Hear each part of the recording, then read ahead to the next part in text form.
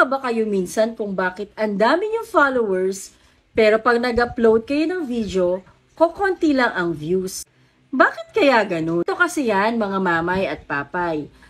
Pag-upload mo ng isang video, hindi mo na ipapadala ni Facebook yan sa 100k followers mo. Ipapadala na muna niya yan sa 100 followers mo.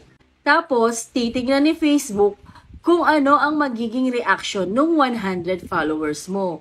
Kung sila ba ay magla-like, mag-share, or magko-comment dun sa video mo. Or in short, kung sila ba ay mag-i-engage dun sa video na in-upload mo. Pag yung 100 followers mo ay nag-engage dun sa video na in-upload mo, dun palang ipapadala ni Facebook yung video mo sa mas malawak na audience. Pero, kung walang nag-engage dun sa video mo, hindi na yan ipapadala ni Facebook sa mas malaking audience. Yun yung algorithm ni Facebook. Kaya naman mga mamay at papay, napaka-importante talaga na gumawa tayo ng mga engaging content para si Facebook na mismo ang magpalawak ng reach ng mga videos natin. Sana may natutunan kayo sa video na to. Please follow and share!